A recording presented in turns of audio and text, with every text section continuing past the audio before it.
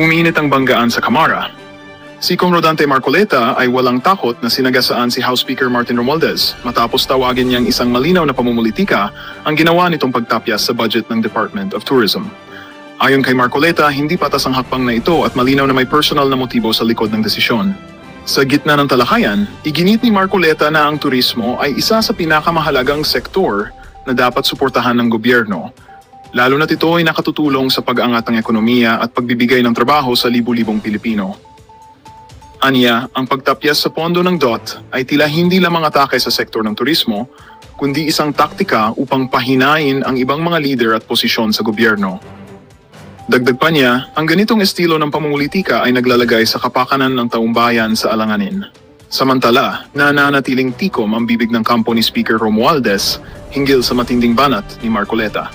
Subalit malinaw na ang usaping ito ay nagdulot ng matinding tensyon sa loob mismo ng Kamara. Tanong ngayon ng publiko, sino ang mas mananaigang pamumulitika o ang tunay na serbisyo para sa bayan?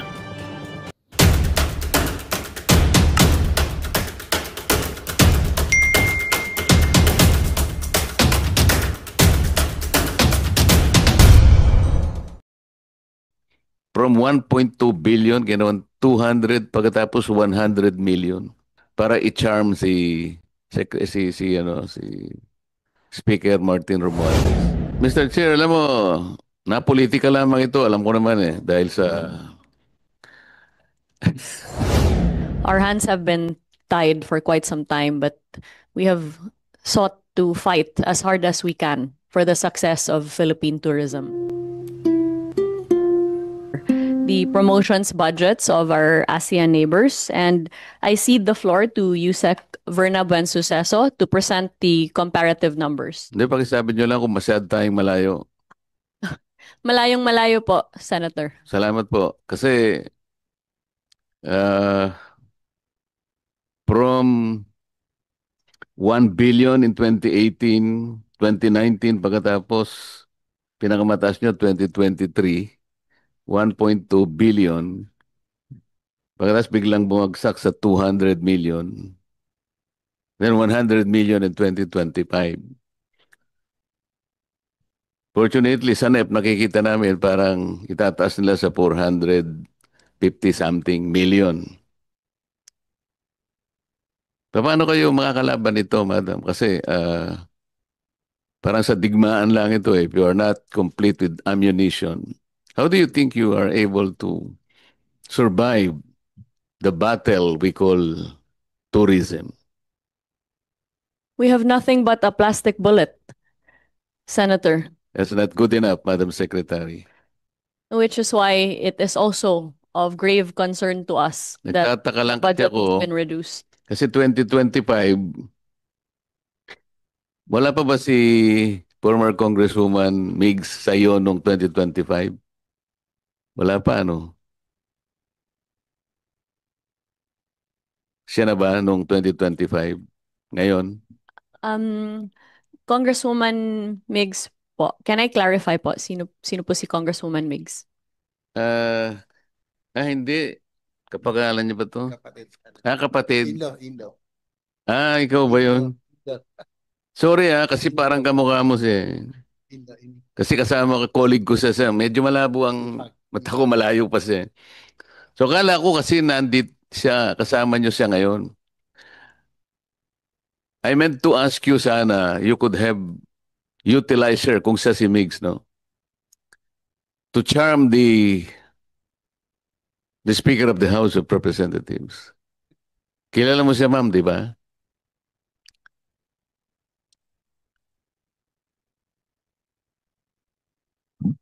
Hi, Sen, Mr. Chair. Yes. No, ako si Marga Nograles. I'm the Chief Operating Officer of the Tourism. Kayo po yung butihing wife ng aking kaibigan, Caro Nograles.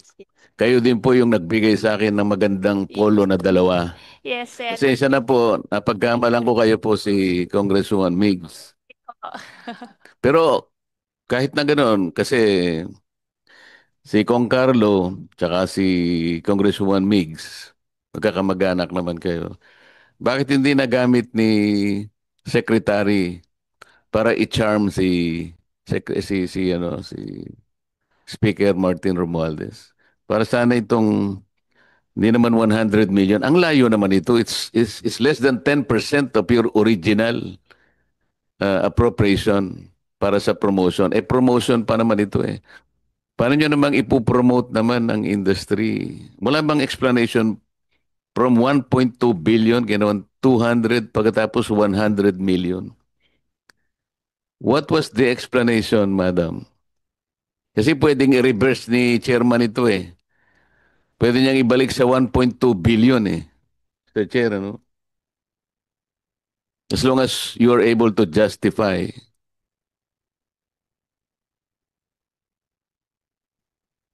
Mr. Chair and Senator Marcoleta, first of all, I think what has become abundantly clear to us in the department is that the power of the purse lies entirely with Congress, and therefore the exercise of their discretion is beyond our control. Notwithstanding that, when I learned of the slashing of the budget, I did make my appeals and sought to have interventions and representations with the leadership in order to plead that the budget not be slashed in the manner that it was. But at the end of the day, we can only ask, and it is for them to deny. And clearly, exercising this power of the purse, the budget has fallen victim to that. I wish to clarify that it is also not Sorry a matter. to interfere. Doon po sa punto, no, I would just like to ask, the budget, yung pong pinapoint out ni Senator Marcoleta, 2025 secretaries, 100 million. That's But correct. the NEP of this was about 500 million. So it was That is slashed correct. after the sa GAA, it became 100 from a NEP of 500 million. That is correct, Mr. Okay. Chair. Please continue. Pero, Mr. Chair, alam mo, na-politika lamang ito. Alam ko naman eh, dahil sa... But the chief casualty is the Filipino people. If you are unable to promote the tourism sector, mawawalan po ang Pilipino. Dapat hindi pinipolitika ito eh. Anong problema eh? Kasi ako, na-feel ko mismo ang politika doon eh. Kahit wala kang kasalanan, pinagtatanggol mo lang ang tama. Katulad nyo, politika ang nangyari. How else will you be able to explain this? 100 million from 1.2 billion. Alam naman nila kung anong epekto nito eh. You will not be able to pursue anything good here. Promotion po ito eh. Nakikipaglaban po tayo. Ang gaganda po nung tourism packages ng ating, huwag na tayong lumayo sa malalayo pa, like Dubai or what. Dito lang sa Malaysia, sa Thailand, sa Vietnam, kung wala po tayong sapat na perang gagamitin para lumaban tayo, you're merely spinning wheels.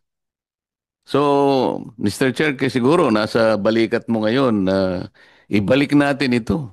Siguro. Kung gusto po rin nyo. Salamat po, Mr. Chair. Hinahanap ko naman noon. Ako na lang ang panginoon ako. Thank you, Senator Marcoleta. I guess you hit the nail right on the head. Mukhang yun na nga rin ng na-point out talaga natin sa umagang ito.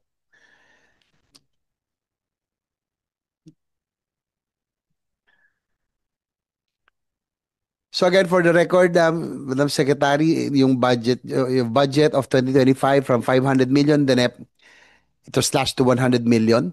I wanted to find out yung 2024 if it's the same. 500 also. And then it was slashed to 200 million. So now, yung NEP natin is about 500 million. We're still awaiting for the HGAB, no? After the budget deliberations. But at least now you will have, be rest assured that you will have allies here right now, no? Senator Marcoleta put it, the way we put it, na it's sad that politics has again I'm hoping it's not, pero it seems like it, no, that it's not the legislators who are no, victims here. It's the Filipino people who will lose the opportunity. And I don't think we can really compete with 100 million compared to our ASEAN neighbors budget. Yung pong na-point out nyo, no, talagang as you mentioned, malayong malayo. I was able to see earlier, no. Can you flash it on the screen? Yan po. That's how much, if you could compare to our neighbors, yun po siguro, Malaysia na lang, Vietnam, ano pa ba iba? Thailand, and how far are we? Para so that the committee will just be on record, we will have an idea as to what kind of budget the Department of Tourism is working on right now.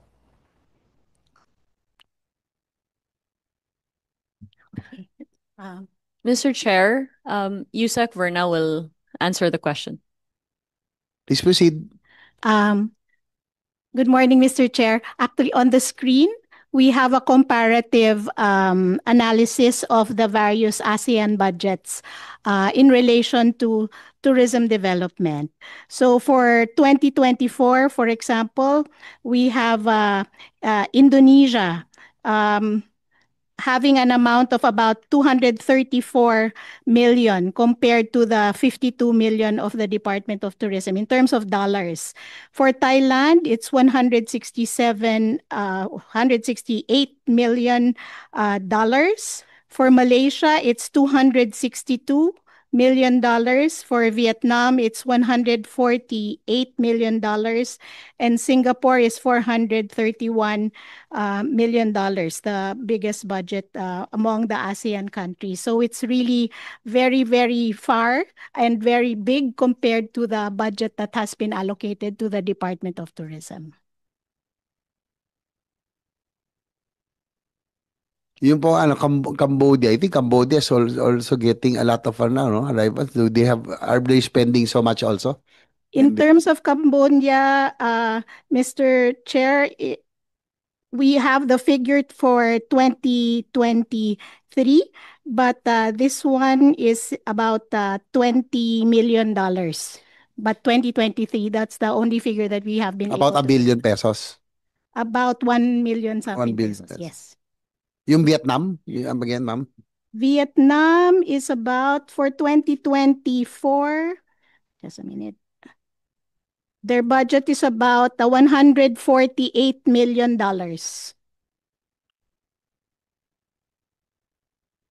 So in peso, that's how much compared to us? That's to ours? about 8.4 billion. 8.4 billion. So they're spending 8.4 billion to compare to our 100 million. Ganun ba yung difference? Yes, Mr. Chair. 2024. Still a big difference, huh? Anyway, probably budget season is coming up soon. Probably if you can have another presentation, having a matrix comparison, maganda ito makita nila. It will be nice that if you can present this so that we'll have the other senators will have a better appreciation of the comparison to the promotions budget that we have in terms of pesos also, para lang makita natin in terms of dollars and pesos. No? So that, we'll have an idea on the kind of budget that you're working on, and in spite of that, at least we're still able to perform, no? By trying to be innovative, I guess, by making do with what you have, the meager resources, no? Also, what are the challenges aside from the promotions budget? Steadily, it was 500 million in the NEP for the past 3 years, but it has been cut for the past 2 years. But be rest assured that we will make sure that it will not happen again. We'll do our best, no? Because it's not the legislators, it's not the secretary who will suffer because of this cut. Sana nga hindi tama yung analysis po ni Senator Marcoleta. It's you're a victim of politics. I hope not, no? But if it is indeed it is, It's not you who will suffer. It's not the department. It's the whole industry. As I mentioned earlier, this is the low-hanging fruit that we have already. We cannot compete in terms of other industries anymore, manufacturing and others. So, ito tourism na lang yung ano natin eh. Tapos magiging biktima pa ng politika. Nakakaawa naman, no? Lahat na tayo napupolitika. In the same way that we will ask later on, no? There still a lot of challenges. Of course, one is your budget for promotions. And next will be tourism infrastructure, as you mentioned. Probably that's next. I am a witness, no, and I agree with you, Secretary, that it is indeed a challenge. No? It's very important, really, to give infrastructure, to make sure that the infrastructure is there and make it more convenient for tourists. So to move around the country, no? I have seen a lot of our hidden treasures, yung mga potential tourism areas, and I'm a witness na talagang medyo kulang pa tayo sa infra. That's why before, when I was just a member of this committee, I remember I asked RTS head, GM Mark Lapid, kung ano po yung mga, probably later on you can brief us, kasi nangyayari nun, everybody, just like the flood control budget, kasi 350 billion po yung budget na yon, everybody wants a piece of that pie. Even though yung pong tourism, or even though yung flood-prone provinces are already, yun po, kahapon, already identified, but yung project, hindi, there's a mismatch. So everybody wants a piece of that pie. Mukhang na politika rin to kasi I think also everybody wants a piece of the pie of the TIESA. Dapat, I think if we can brief us later on, I think the Secretary was able to mention yung po mga tourism centers, no, that are ongoing. So, yun po. So, tourism infrastructure, roads, and others, no, we have to coordinate with the DPWH on this. Let us know kung ano po yung inyo pong mga priority infra so that we can help being Vice Chair of the Committee on Finance in the upcoming budget. Doon po sa infra, Sec, do you have any list of the infrastructures that you would want to help prioritize with the Department of Public Works? Senator, first of all, I wish to thank you for understanding the predicament that we have been facing in the Department From of Tourism. 1.2 billion, Our hands have been 200, tied pagkatapos for quite some 100 time, but million. we have Para i-charm sought to fight as hard as we can for the success of Speaker Philippine Martin tourism. Romualdez. Mr. Chair, alam mo, na-politika lamang ito, alam ko naman dahil sa... Our hands have been tied for quite some time, but we have sought to fight as hard as we can for the success of Philippine tourism. The promotions budgets of our ASEAN neighbors, and I cede the floor to Yusek Verna Buensuceso to present the comparative numbers. Hindi, pakisabi nyo lang kung masyad tayong malayo. Malayong malayo po, Senator. Salamat po. Kasi from 1 billion in 2018, 2019, pagkatapos pinakamataas nyo 2023, 1.2 billion. Pagkatapos biglang bumagsak sa 200 million. Then 100 million in 2025. Fortunately, sa NEP, nakikita namin parang itataas nila sa 450-something million. Paano kayo makakalaban ito, Madam? Kasi parang sa digmaan lang ito if you are not complete with ammunition. How do you think you are able to survive the battle we call tourism? We have nothing but a plastic bullet, Senator. That's not good enough, Madam Secretary. Which is why it is also of grave concern to us that Nagtataka lang kasi budget has ako, been reduced. kasi 2025, wala pa ba si former Congresswoman Migs sa iyo noong 2025? Wala pa, ano? Siya na ba noong 2025? Ngayon? Congresswoman Migs po, can I clarify po, sino po si Congresswoman Migs? Hindi. Kapagalan niya ba to? Kapatid. Kapatid. Indo. Ikaw ba yun? Sorry kasi parang kamukha mo siya. Indo. Kasi kasama ka, colleague ko siya. Medyo malabo ang mata ko, malayo pa siya. So kala ko kasi nandit siya, kasama niyo siya ngayon.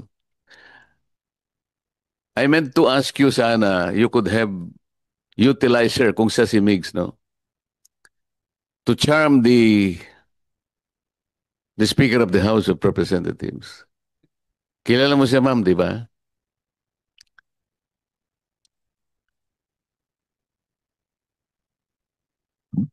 Hi, Sen, Mr. Chair, yes. No, ako si Marga Nograles. I'm the Chief Operating Officer of the Tourism Kayo po yung butihing wife ng aking kaibigan, Caro Nograles.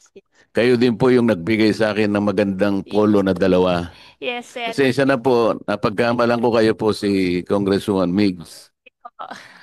Pero kahit na ganoon, kasi si Kong Carlo tsaka si Congresswoman Migs, magkakamag-anak naman kayo.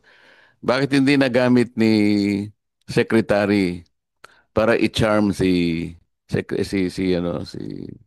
Speaker Martin Romualdez? Para sana itong hindi naman 100 million. Ang layo naman ito. It's less than 10% of your original appropriation para sa promotion. Promotion pa naman ito eh.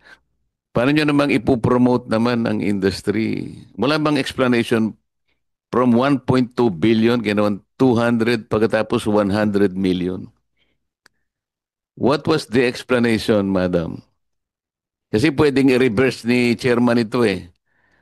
Pwede niyang ibalik sa 1.2 billion eh. Mr. Chair, ano?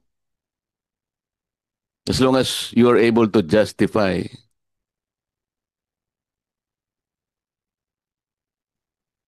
Mr. Chair and Senator Marcoleta, first of all, I think what has become abundantly clear to us in the department is that the power of the purse lies entirely with Congress, and therefore the exercise of their discretion is beyond our control. Notwithstanding that, when I learned of the slashing of the budget, I did make my appeals and sought to have interventions and representations with the leadership in order to plead that the budget not be slashed in the manner that it was. But at the end of the day, we can only ask, and it is for them to deny. And clearly, exercising this power of the purse, the budget has fallen victim to that. I wish to clarify that it is also not Sorry a matter. to interfere.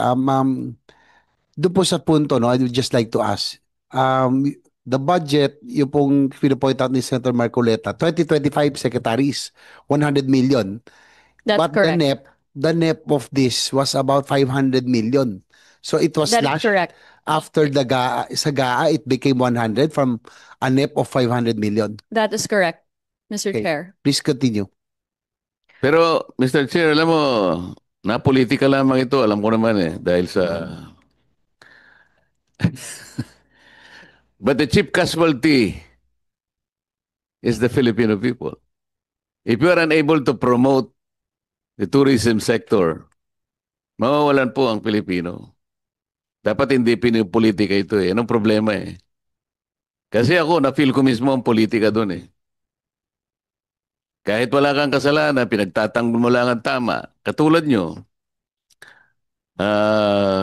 politika ang nangyari. How else will you be able to explain this? 100 million from 1.2 billion. Alam naman nila kung anong epekto nito eh. You will not be able to pursue anything good here. promotion po ito po eh. Nakikipaglaban po tayo. Ang gaganda po nung tourism packages ng ating, wag na tayong lumayo sa malalayo pa, like Dubai or what. Dito lang sa Malaysia, sa Thailand, sa Vietnam, kung wala po tayong sapat na perang gagamitin para lumaban tayo, you're merely spinning wheels. So, Mr. Chair, kasi siguro nasa balikat mo ngayon na ibalik natin ito, siguro. Kung gusto po rin nyo. Salamat po, Mr. Chair. Inaharap ko muna noon. Ako na lang ang Thank you, Senator Marcoleta. I guess you hit the nail right on the head. Mukhang yun na nga rin ng na-point out talaga natin sa umagang ito.